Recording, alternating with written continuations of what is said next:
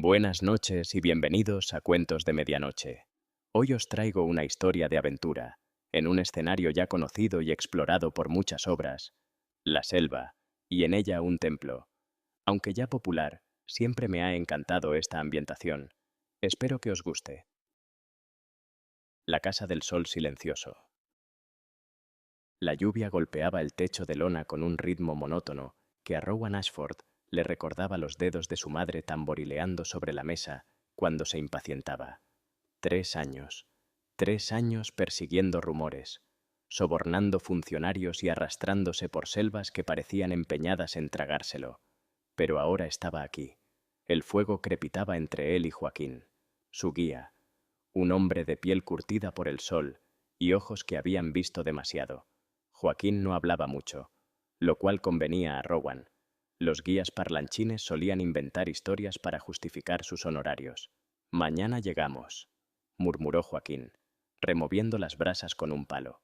Rowan asintió, fingiendo estar más interesado en sus notas que en la conversación. Había aprendido que mostrar demasiado entusiasmo inflaba los precios. Pero hay algo que debe saber, señor Ashford. El arqueólogo levantó la vista. Joaquín tenía esa expresión que ponían los lugareños cuando estaban a punto de hablar de maldiciones. Rowan había escuchado centenares de variaciones de la misma historia en docenas de países. El templo. La gente de la zona lo llama Inti Wasi Upiana, la casa del sol silencioso. Poético. Joaquín no sonrió. Los que entran salen diferentes. ¿Diferentes cómo? No pueden hablar de lo que vieron dentro. No es que no quieran. No pueden. Las palabras se les mueren en la garganta. Joaquín se llevó la mano al cuello. Mi abuelo entró cuando era joven. Durante 60 años, cada vez que alguien le preguntaba sobre el templo, abría la boca, pero no salía nada. Rowan había escuchado historias similares en Camboya, en Grecia, en Irlanda. Siempre había una explicación racional. Gases tóxicos, hongos alucinógenos, trauma psicológico por claustrofobia. Los arqueólogos modernos no creían en maldiciones. Los arqueólogos modernos tampoco solían necesitar tanto tiempo para encontrar un yacimiento. Entiendo su preocupación, dijo Rowan, pero he traído equipo de detección de gases y un respirador. Joaquín asintió lentamente, pero sus ojos decían otra cosa. El amanecer llegó envuelto en niebla y el canto de tucanes invisibles. Joaquín caminaba delante, cortando lianas con movimientos precisos de su machete. Rowan lo seguía, cargando el equipo que había tardado 6 meses en reunir: detector de gases, cámaras de documentación, herramientas de excavación y una pequeña fortuna en sobornos para que las autoridades peruanas miraran hacia otro lado. La selva se volvía más espesa a medida que avanzaban. Las copas de los árboles se cerraban sobre ellos como una catedral verde, filtrando la luz del sol hasta convertirla en rayos dorados que bailaban entre las hojas. Aquí, dijo Joaquín de repente. Al principio, Rowan no vio nada excepto más vegetación, pero cuando sus ojos se ajustaron, comenzó a distinguir formas que no pertenecían a la naturaleza: una pared de piedra cubierta por siglos de enredaderas, un ángulo demasiado recto para ser accidental. Su pulso se aceleró. Necesitaron 4 horas para limpiar la entrada. Joaquín trabajaba en silencio, como si cada machete fuera una oración o una disculpa. A medida que retiraban la vegetación, emergía una estructura que quitaba el aliento: bloques de granito gris oscuro, cortados con una precisión que haría palidecer a un arquitecto moderno. La entrada era un arco perfecto, sin mortero visible entre las piedras. En el dintel, grabados que Rowan reconoció como quechua antiguo, aunque algunos símbolos le resultaban extraños. ¿Puede leer esto?, preguntó a Joaquín. El guía se acercó, estudió los grabados y retrocedió un paso. Aquí las palabras vienen a morir, tradujo. O algo así. Mi quechua no es perfecto. Rowan encendió su detector de gases.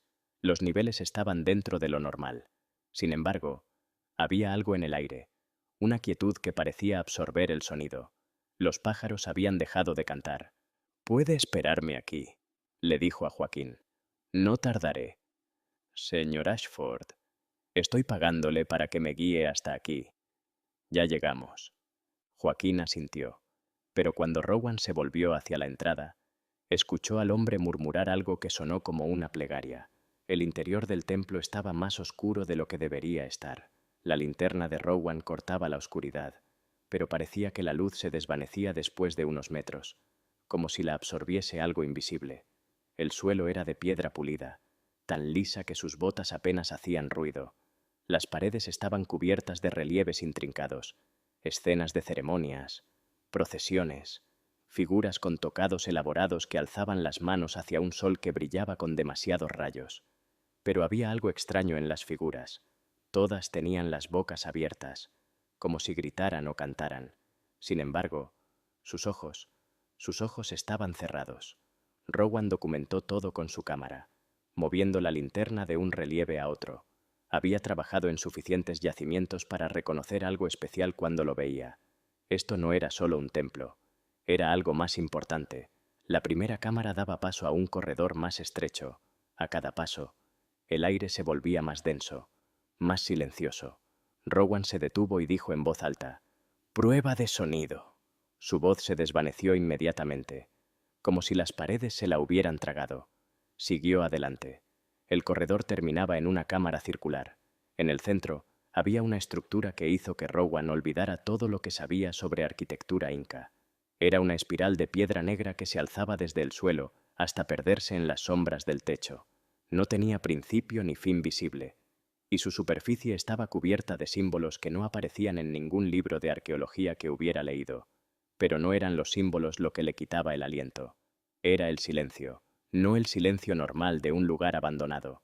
Esto era otra cosa, un silencio tan profundo que podía sentirlo presionando contra sus tímpanos, llenando sus pulmones, apoderándose de su mente. Se acercó a la espiral, fascinado a pesar del miedo que comenzaba a crecer en su estómago. Cuando estuvo a 1 metro de distancia, extendió la mano y tocó algo que no era piedra.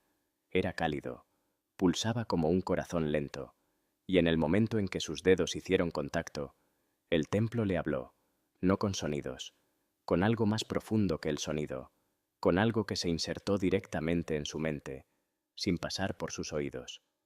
Las palabras son prisiones, le dijo la voz que no era una voz. Los pensamientos son cadenas. Aquí aprenderás el lenguaje que existía antes del lenguaje. Lo que sucedió después, Rowan no podría explicarlo nunca. No porque no quisiera, porque no podía. La espiral se abrió como una flor de pesadilla. Dentro había un vacío que no era negro sino algo peor, la ausencia total de todo lo que las palabras humanas podían describir. Y de ese vacío emergieron cosas que su mente se negaba a procesar. No eran criaturas, no eran formas, no eran conceptos, eran algo para lo cual no existían nombres en ningún idioma humano. Le mostraron la verdad sobre el templo, que no había sido construido por los incas sino encontrado por ellos, que era mucho más antiguo que la civilización humana, que era un lugar donde algo había intentado enseñar a la humanidad un lenguaje más puro que las palabras, un lenguaje hecho de conceptos directos, de transferencia pura de significado, un lenguaje que la mente humana no estaba preparada para recibir. Le mostraron a los sacerdotes incas que habían entrado antes que él, que habían visto lo mismo y habían salido del templo con los cerebros reescritos en un código que no podían traducir de vuelta a palabras humanas. Le mostraron el futuro, cómo saldría del templo sabiendo cosas que no podría explicar, viendo conexiones que no podría comunicar, entendiendo verdades que morirían con él porque no existía vocabulario para expresarlas. Y le dieron hacia elegir. Podía quedarse. Podía abandonar el lenguaje humano para siempre y aprender el idioma puro de los conceptos directos. Podía formar parte de algo más grande que la humanidad. O podía irse, pero si se iba, se llevaría consigo la carga de saber cosas que jamás podría compartir. Rowan eligió irse. Joaquín lo encontró 3 horas después, sentado en la entrada del templo con la mirada perdida. «¿Señor Ashford? ¿Está bien?» Rowan lo miró y abrió la boca. Durante un momento terrible, Joaquín pensó que su cliente había perdido la capacidad de hablar. Pero entonces Rowan sonrió. «Estoy bien», dijo. «Perfectamente bien». La mentira le sabía a ceniza en la boca, porque no estaba bien. Sabía cosas ahora, cosas sobre la naturaleza del tiempo, sobre las dimensiones que se escondían entre las dimensiones conocidas, sobre la forma en que la realidad era solo una interpretación limitada de algo infinitamente más complejo. Pero cuando trataba de explicar cualquiera de esas cosas, las palabras se desvanecían antes de llegar a su garganta. Durante el viaje de vuelta a la civilización, Joaquín observó a Rowan con creciente inquietud. El arqueólogo hablaba normalmente sobre el tiempo, la comida, los planes del viaje, pero había algo en sus ojos, una profundidad que no había estado ahí antes. Y de vez en cuando, Joaquín lo sorprendía mirando al vacío con una expresión de anhelo terrible, como si hubiera visto algo hermoso que nunca podría describir. Rowan Ashford regresó a Londres 6 semanas después. Sus colegas notaron que había cambiado. Seguía siendo el arqueólogo brillante de siempre, pero había una quietud en él que antes no existía. Cuando le preguntaban por su expedición en Perú, sonreía y hablaba sobre la belleza de la selva, la amabilidad de los lugareños, las dificultades logísticas de trabajar en lugares remotos. Nunca mencionaba el templo, no porque no quisiera, porque no podía. Las palabras simplemente no existían. Pero por las noches, cuando estaba solo en su estudio, Rowan cerraba los ojos y recordaba el lenguaje que había aprendido durante esas 3 horas. Un lenguaje hecho de conceptos puros, de transferencia directa de significado. Un lenguaje que lo había marcado para siempre. Y a veces, en los momentos más silenciosos de la noche, podía escuchar la voz del templo llamándolo de vuelta. Cuando estés listo, le decía, cuando decidas que las palabras humanas ya no son suficientes. Estaremos esperando. Rowan nunca respondía en voz alta, pero en el lenguaje que había aprendido en las profundidades del templo, su respuesta era clara. Todavía no. Pero algún día. Y el templo, a miles de kilómetros de distancia, guardaba pacientemente su promesa en el silencio eterno de la selva peruana.